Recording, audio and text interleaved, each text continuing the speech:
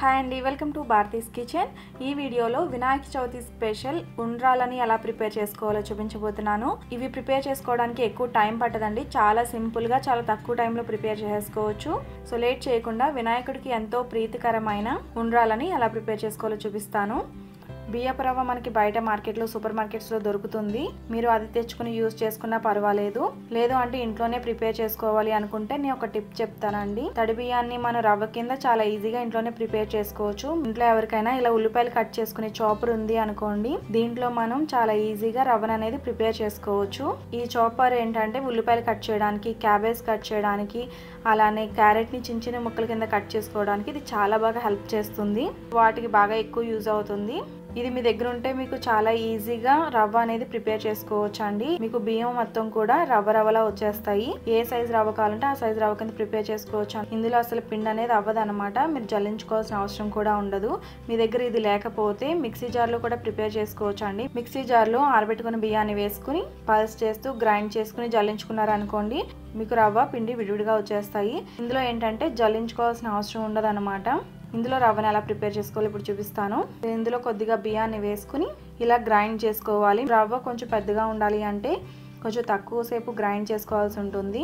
అదే రవ్వ మీకు చాలా ఫైన్గా ఉండాలి అనుకోండి, కొంచెం ఎక్కువసేపు గ్రైండ్ చేసుకోవాల్సి ఉంటుంది.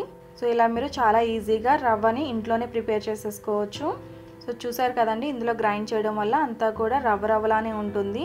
మీకు ఎక్కడా కూడా పౌడర్లా అస్సలు ఉండదు. ఇలా గ్రైండ్ చేసుకున్న రవ్వని పక్కన పెట్టుకుని నెక్స్ట్ ఒక ప్యాన్లో 3 కప్స్ వరకు వాటర్ని వేసుకోవాలి. నెక్స్ట్ 2 స్పూన్స్ వరకు నానబెట్టుకున్న పచ్చిశనగపప్పును కూడా వేసుకోవాలి. నెక్స్ట్ 1/2 స్పూన్ జీలకర్ర, అలానే 3 నుంచి 4 స్పూన్ల వరకు పచ్చి కొబ్బరి తురుమును కూడా వేసుకోవాలి. కొబ్బరి వేసుకున్న తర్వాత స్టవ్ ఫ్లేమ్ని మీడియం ఫ్లేమ్లోకి టర్న్ చేసుకుని పచ్చిశనగపప్పు సగం పైనే కుక్ అయ్యేంత వరకు కూడా మూత పెట్టి కుక్ చేసుకోవాలి. నెక్స్ట్ 5 మినిట్స్ తర్వాత మూత తీసి ఒకసారి చెక్ చేసుకోవాలి.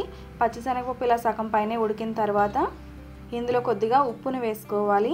సారీ అండి, ఉప్పు వేసిన క్లిప్ మిస్ అయింది. ఇందులో మీకు ఉప్పు తక్కువ పడుతుంది అనమాట. కేవలం 1/2 స్పూన్ వేసుకుంటే సరిపోతుంది. సాల్ట్ వేసుకున్న తర్వాత ఒకసారి బాగా మిక్స్ చేసుకుని 1 కప్ రవ్వను వేసుకోవాలి. బాగా ఓల్డ్ రైస్ అయితే 1 కప్ రవ్వకి 3 కప్స్ వరకు వాటర్ పడతాయి. అదే మీరు ఏజ్డ్ రైస్ కాకుండా ఏదైనా కొత్త బియ్యం తీసుకున్నారనుకోండి, 1 కప్ రవ్వకి 2 కప్స్ వరకు వాటర్ పడతాయి. రవ్వ వేసిన తర్వాత లో ఫ్లేమ్లోకి టర్న్ చేసుకుని ఇలా గరిటతో మిక్స్ చేస్తూ ఉండాలి.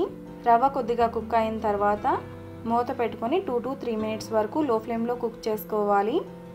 నెక్స్ట్ 2 to 3 మినిట్స్ తర్వాత ఇలా ఒకసారి మిక్స్ చేసుకుని మూత పెట్టి మరో 2 మినిట్స్ వరకు కుక్ చేసుకోవాలి. ఇలా మూత పెట్టి కుక్ చేసుకోవడం వల్ల రవ్వ ఈవెన్గా మొత్తం కూడా కుక్ అయి ఉంటుంది. మరో 2 మినిట్స్ తర్వాత మూత తీసి ఒకసారి బాగా మిక్స్ చేసుకుని స్టవ్ ఆఫ్ చేసేసుకోవడమే. నెక్స్ట్ ఈ రవ్వ గోరువెచ్చగా అయిన తర్వాత చేతికి నెయ్యి రాసుకుని ఉండ్రాల కింద చేసుకోవడమే. సో చూసారు కదా, ఇలా చాలా సింపుల్గా చాలా తక్కువ టైంలో ఉండ్రాలని ప్రిపేర్ చేసేసుకోవచ్చు. ఈ రెసిపీని మీరు కూడా తప్పకుండా ట్రై చేసి మీ ఫీడ్బ్యాక్ని నాకు ఈ వీడియో కింద కామెంట్ సెక్షన్లో తెలియచేయండి.